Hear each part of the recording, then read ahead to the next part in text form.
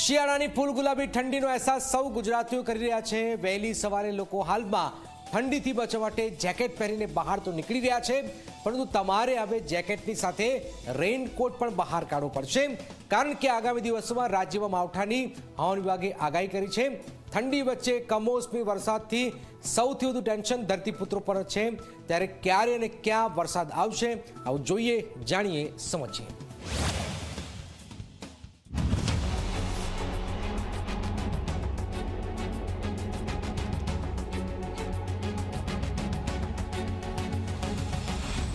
આવી રહ્યો છે ઠંડીમાં વરસાદ। રેઇનકોટ કાઢી રાખજો બહાર।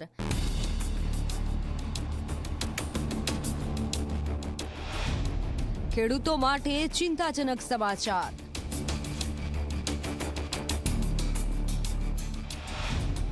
જો માવઠું આવ્યું તો શું થશે?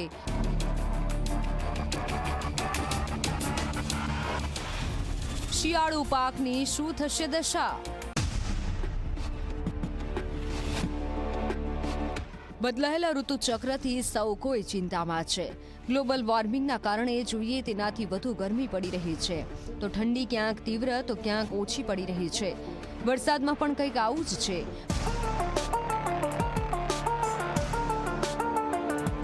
ગુજરાતમાં વરસાદની આગાહીથી સૌ કોઈ ચિંતામાં છે, જેમાં સૌથી વધુ ચિંતા ધરતીપુત્રોને થઈ છે। આવા સમયે ચોમાસું તો અતિવૃષ્ટિ જેવું રહ્યું છે। વધુ વરસાદથી પાક નાશ પામ્યો, પરંતુ શિયાળામાં સારા પાકની આશાએ બેઠેલા ખેડૂતોને માવઠાનો માર સહન કરવો પડે તેવી શક્યતા છે। उत्तरीय जो डिस्ट्रिक्ट है गुजरात रीजन की एंड कच्छ में एंड जो पूर्वीय जो एक्सट्रीम डिस्ट्रिक्ट्स है गुजरात राज्य की और दक्षिणी जो राज्य नवसारी, वलसाड, डांग, दमन, दादरा नगर हवेली, इसमें ऐसा लाइट विथ थंडरस्टॉर्म एक्टिविटी होने का चांसेस है।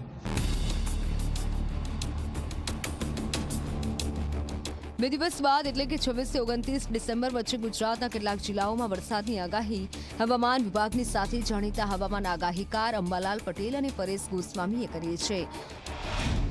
આ વરસાદ ખાસ ઉત્તર ગુજરાત, મધ્ય ગુજરાત, દક્ષિણ ગુજરાતના કેટલાક જિલ્લાઓમાં થઈ શકે છે। કયા જિલ્લામાં વરસાદ પડશે તેની વાત કરીએ તો કચ્છ, બનાસકાંઠા, સાબરકાંઠા, અરવલ્લી, મહીસાગર, પંચમહાલ, દાહોદ, છોટાઉદેપુર, નર્મદા, તાપી, ડાંગ, નવસારી અને વલસાડનો સમાવેશ થાય છે।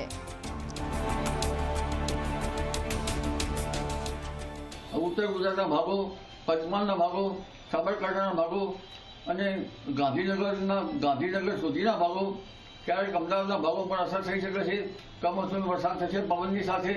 દક્ષિણ ગુજરાતનું હવામાન પણ પલટા છે, પશ્ચિમ સૌરાષ્ટ્રનું હવામાન પણ પલટા છે। મધ્ય ઉત્તર રાજસ્થાન ઉપર એક સાયક્લોનિક સર્ક્યુલેશન બની રહ્યું છે, અને એ સાયક્લોનિક સર્ક્યુલેશનને કારણે ગુજરાતના અનેક જિલ્લાઓની અંદર માવઠા અને વરસાદની શક્યતાઓ છે। ખાસ કરીને 22 ડિસેમ્બરથી ગુજરાતના અનેક જિલ્લાઓની અંદર વાદળછાયું વાતાવરણ થવાનું ચાલુ થઈ જશે।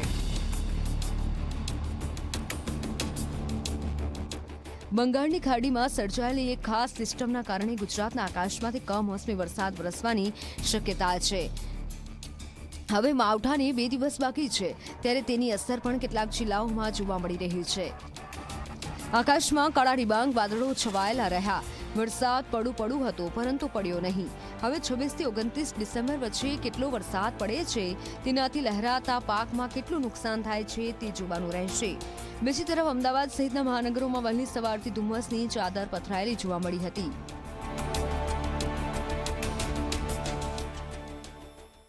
અત્યારે અમદાવાદના એસજી હાઈવેના આ પ્રકારના દ્રશ્યો છે। આપ જુઓ કે ધુમ્મસમય વાતાવરણ છે, ઠંડીનો અનુભવ પણ થઈ રહ્યો છે અને વાતાવરણમાં જાણે ભેજ હોય તે પ્રકારની સ્થિતિ જોવા મળી રહી છે।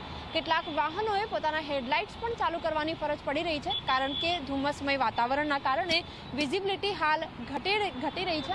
જે પ્રમાણે હવામાન વિભાગે આગાહી કરી છે એ પ્રમાણે ક્રમશઃ ઠંડીમાં ઘટાડો થશે અને સાથે આગામી દિવસોમાં રાજ્યમાં વરસાદની પણ આગાહી વ્યક્ત કરવામાં આવી રહી છે। વેસ્ટર્ન ડિસ્ટર્બન્સ સહિત દક્ષિણ રાજસ્થાનના જે ભાગ છે ત્યાં પણ કેટલીક સિસ્ટમ સક્રિય થવાની છે, જેના કારણે રાજ્યમાં વરસાદી માહોલ જોવા મળશે, એટલે કે કમોસમી માવઠું, કમોસમી વરસાદ જોવા મળે તે પ્રકારની સ્થિતિ જોવા મળી રહી છે। માવઠાના મારથી ખેડૂતોની માઠી દશા બેસે તો નવાય નહીં. હાલ શાકભાજીના ભાવ આમ પણ ઘણા વધારે છે. જો માવઠું આવ્યું તો લીલા અને તાજા શાકભાજીના ભાવ આસમાને હશે તે નક્કી છે. શાકભાજી સિવાયના પણ બાગાયતી પાકોમાં પણ ઘણું નુકસાન થાય તેવું લાગી રહ્યું છે. ત્યારે આપણે સૌ આશા રાખીએ કે માવઠું આવે જ નહીં. Bureau report Zee media.